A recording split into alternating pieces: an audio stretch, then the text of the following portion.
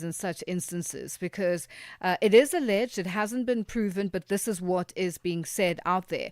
Now, in such cases and incidences, as a forum, what do you have to say about this and if it is true?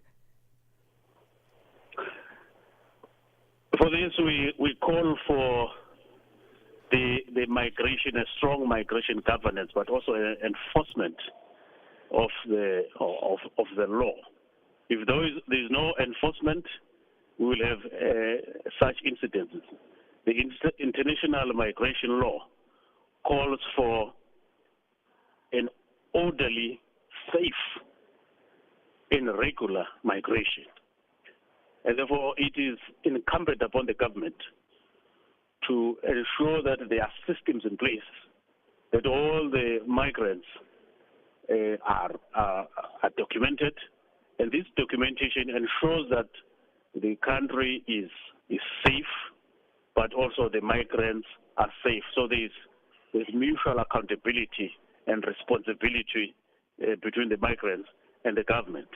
In the absence of the documentation of the migrants, then you will have incidences where the ends of justice will then be defeated, or the government will not be able to govern and to ensure that there is the migration management is done properly.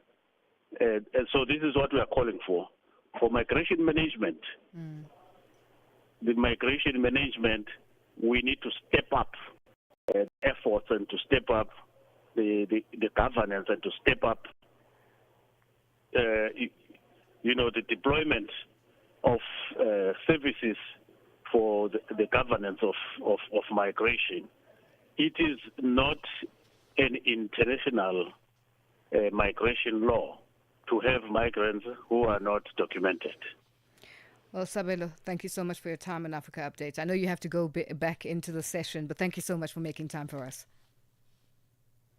That's Sabelo Mbogazi, head of Labour, Employment and Migration at the African Union Commission, joining us on the line. It is 29 after 12 Central African time, and we're coming to you live from Johannesburg in South Africa. Continue with us on all our social media platforms, as on X, Instagram, and subscribe on YouTube at Channel Africa 1, on Facebook at Channel Africa.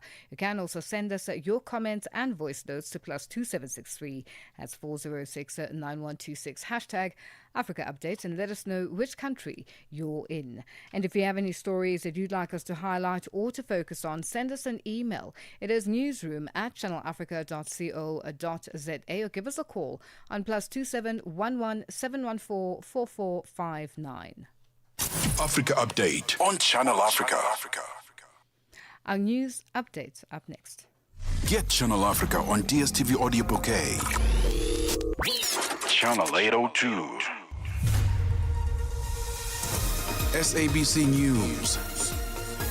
Headlines. The African Perspective. Thank you, Lulu. Good afternoon. Making headlines, the Department of Home Affairs in South Africa has arrested 7 Kenyan nationals for illegally working in the country while in possession of tourist visas. Senegal has decided to suspend all extraditions to France, accusing Paris of refusing to cooperate. And finally, Britain is set to rejoin the European Union's Erasmus student exchange program, which had left almost 5 years ago as part of Brexit.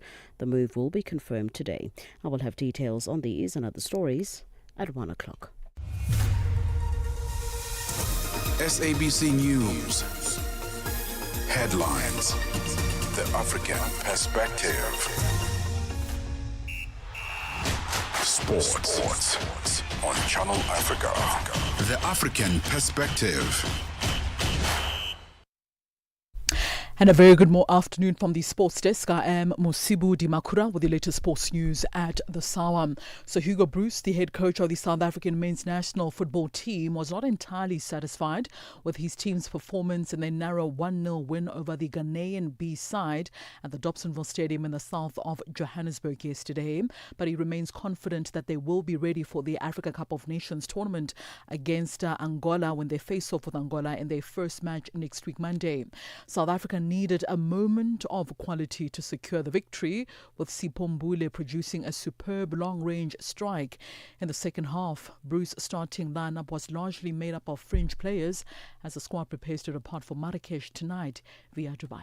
Game you want to see, and I'm happy with with the result. It's also always better to go to Morocco with a victory than with a draw or, in the worst case, defeat. But I think that we can do much better than today.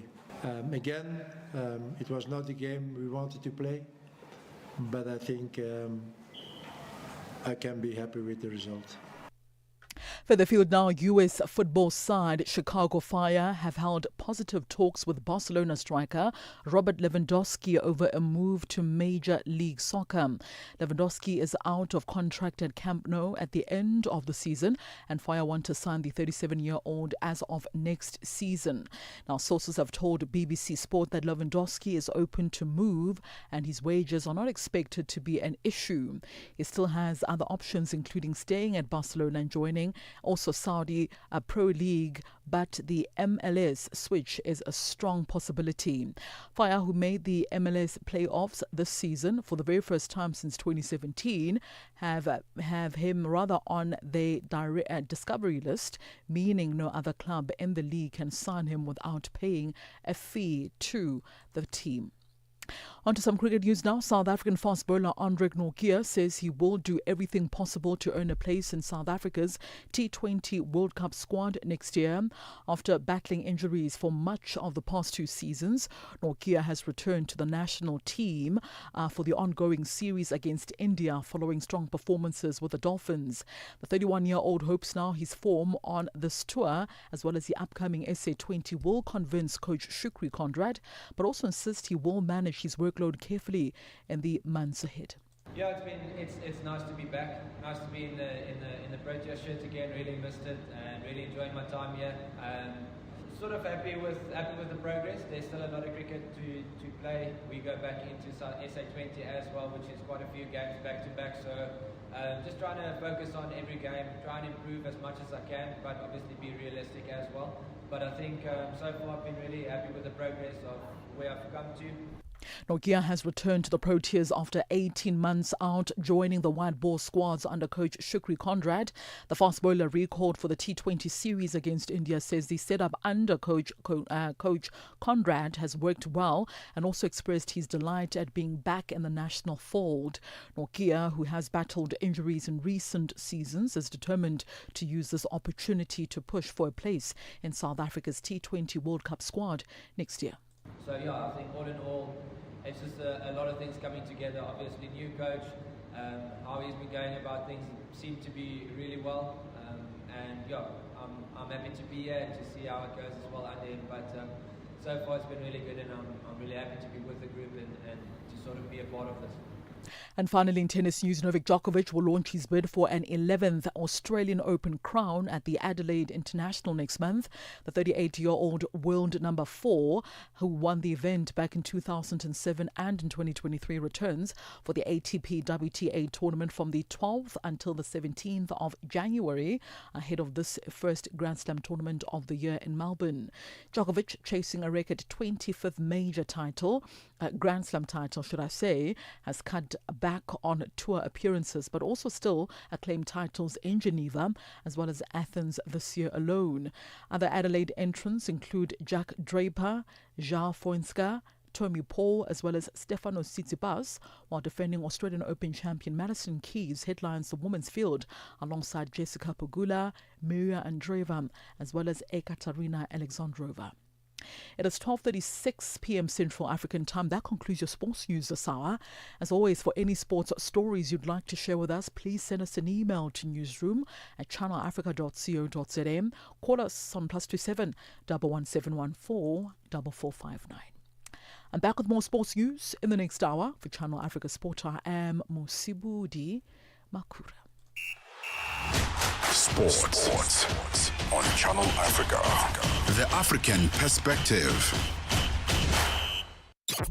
Mornings made better with Peter and Asanda on Rise and Shine. Weekdays, 6 till 9. The South African Medical Association, SAMA, has officially suspended all relations with the Israeli Medical Association, a move welcomed by healthcare workers for Palestine, South Africa. The organization says this decision represents a powerful stand for medical ethics, justice, and human rights, echoing the global call for solidarity with Palestinians. And recently, we've also seen other national associations, such as the British Medical Association, Turkish. They've released quite strongly worded statements, although none have gone as far as SAMA to cut ties with the Israeli Medical Association, as well as to call for the suspension from the World Medical Association. It's a watershed moment that an organization has actually taken this step. And it's not an idle threat. SAMA is a member of the World Medical Association, and they can action this resolution by bringing it before the World Medical Association. Dr. Sadiq Mullah, chairperson of Healthcare Workers for Palestine, South Africa. Mornings made better with Peter and Asanda on Rise and Shine. Business news on Channel Africa. The African perspective. Good afternoon. Namibia's mining chamber says that diamond revenue has been overtaken by income from other minerals for the first time. This is attributed to rising gold prices and increased uranium output amid declining diamond prices. Tax revenue from diamonds dropped to 79% year on year, highlighting a shift towards a more diverse mining revenue base, with the tax from other minerals nearly doubling to $151 million.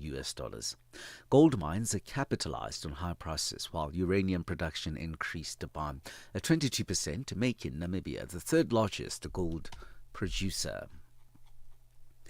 South Africa's central bank is planning the biggest overhaul of the country's cash system in decades. The move includes the creation of a new cash management company, the rollout of white label ATMs, and a tighter oversight of how money circulates, all aimed at making cash cheaper and easier to access. Mining executive Kilepile Dintwe says South Africa is ready for a cashless economy. I think South Africa, we are definitely ready. We have a network that is available because you require infrastructure to enable that. There's the first part. The second part, obviously, the rural community. There's also a psychology factor here with the elderly who would still want and trust cash to be what it is in their hand as notes. Sending money abroad from South Africa is increasingly costly due to fees, and that's a warning by future Forex CEO Harry Scherzer. He points out that while banks showcase a clear processing fee between $29.79 and $59.59, they obscure the less favorable exchange rates compared to the spot rate. This results in significant additional costs for families supporting relatives overseas, investors and businesses transferring funds. And it's reported that many consumers are unaware of these mucked up charges that impact their total expenditure. South Africa's consumer inflation dropped to 3.5% in November from 3.6% in October, with a monthly CPI decrease of 0.1%. Economists had expected inflation to remain at 3.6%, consistent with the central bank's target. The South African Revenue Bank, or rather the Reserve Bank, recently reduced its main lending rate by 25 basis points, citing a better inflation outlook, easing concerns about future rate cuts. The next policy announcement is set for the 29th of January. Diego, the world's largest spirits maker, intends to sell its 65% stake in East African breweries to Japan's Asahi Holdings for approximately $2.3 billion. The decision aligns with the strategy to divest non-core assets amid challenges such as tariff increases in the U.S. market, high debt, and a change in drinking habits among young consumers. The company recently appointed former Tesco chief Dave Lewis as its new CEO to drive growth. $1 in Nigeria is trading at 1,000 naira 452. In Botswana, it's at 13.6. Kenya, 127 shilling 99, and Zambia 23.3. The BRICS countries in Brazil, the dollar there will cost you 5 real 43. Russia, 79 rubles 40. India, 90 rupees 90. China, 713, and in South Africa, the dollar will cost you 16 rand 76 pence. $1 is trading at 74 pence to the British pound and 85 to the euro. Gold $4,323 and platinum $1,910 per ounce. Brand crude oil is at $59.84 a barrel. For any business stories you would like to share with us, please send us an email to newsroom@channelafrica.co.za or call us on +2711 714 4459. For Channel Africa Business in Johannesburg, I'm Tabisolo Hoko. Business news on Channel Africa. The African perspective. The voice of the continent, now online, with all your sports fixtures, lifestyle, and more. Your window to the continent and beyond. Africa Update, only on Channel Africa. Channel Africa. The African perspective. It is 12:43 Central African time, and we're coming to you live from Johannesburg in South Africa. As the festive season approaches, access to clean water is more critical than ever.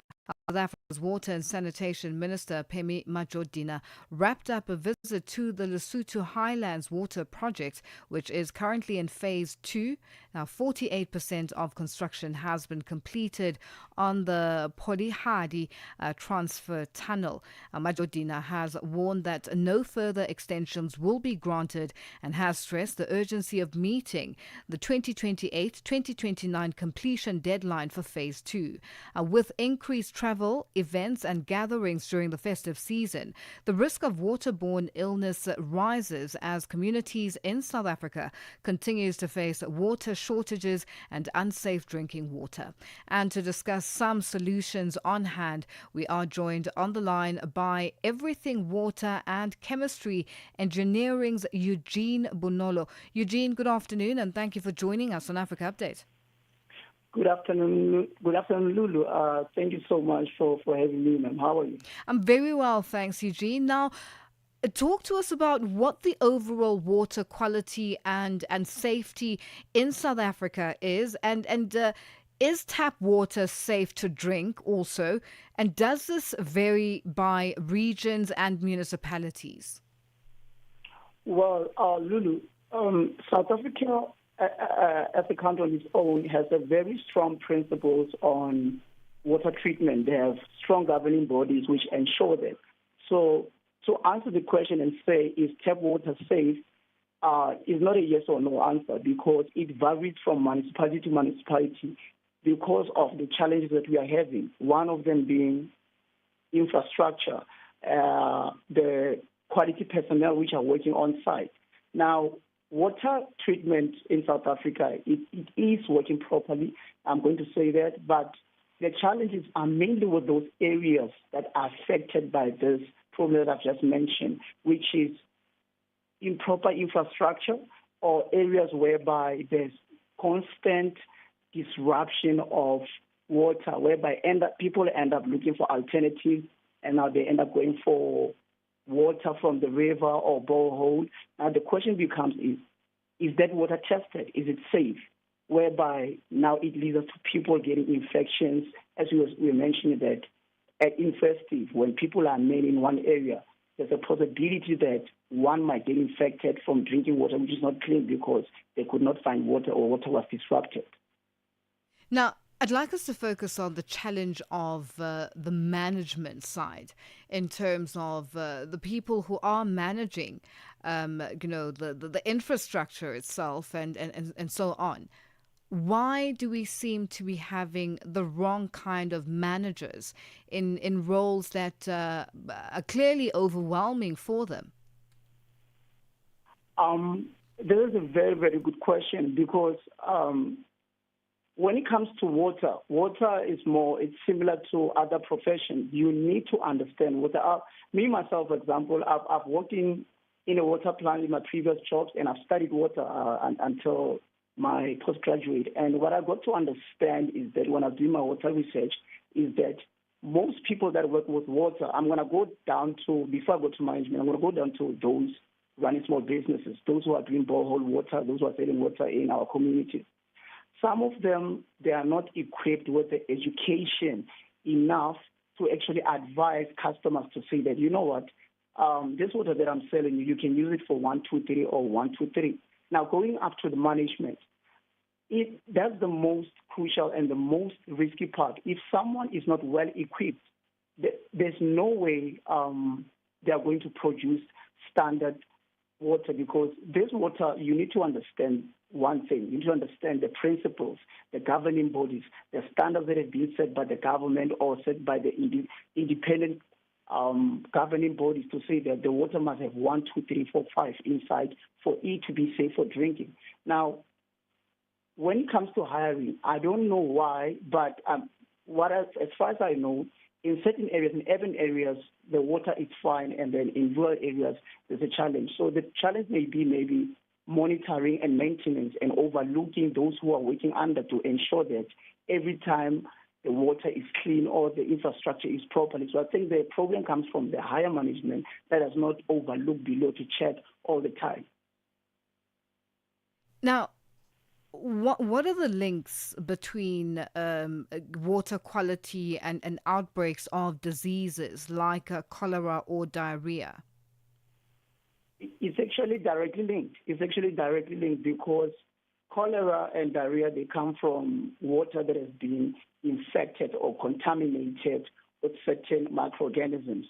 Now, if the water is not stored properly or is not collected properly or the water is not tested, going back to people who outsource water when there is disruption of water, you end up getting those microorganisms in water that is not tested. You consume it, and at the end, you end up getting sick. So they are directly linked.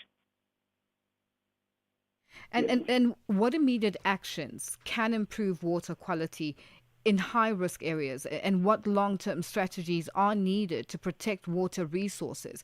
I'm just going back to your earlier response with regards to, the urban areas will have clean water that is good for consumption, but in rural areas it becomes a challenge. How do we get it right? But with the immediate actions, I'm going to say that emergency treatment and disinfection, and second point, I'd say educating our people, ensuring that those who are running businesses in rural areas that supply, because me, myself, as a person who stays in the rural area, I'm experiencing first-hand problems of unclean water sometimes. So I'm going to say educating our people about water, which water can be drank, and how to treat a certain water. Now, one of the examples that I can give, I can say that chlorinating the water or filtering the water. But with regards to long-term strategies, I'm going to say upgrading the wastewater treatment infrastructure, regularly monitoring those who are maintaining the infrastructure and infrastructure itself, protecting the rivers and the source of water that we get before we purify it, and also ensuring that we hire skilled operators and that can take accountability should anything go wrong. Yes. Well, Bonolo, it's been a pleasure, and I think you have enlightened us a lot, especially when it comes to water consumption in urban areas and rural areas. Thank you so much for joining us on Africa Update. That was Everything Water and Chemistry Engineering's Eugene Bonolo joining us on the line. Conversations are happening, and Channel Africa is at the heart of them.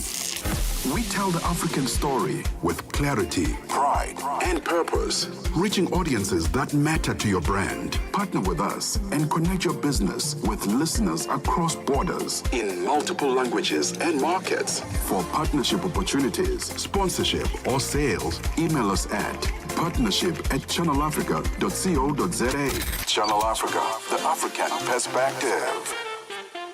Africa Update with Lulu Gaboo, 12 to 1 p.m. Central African Time.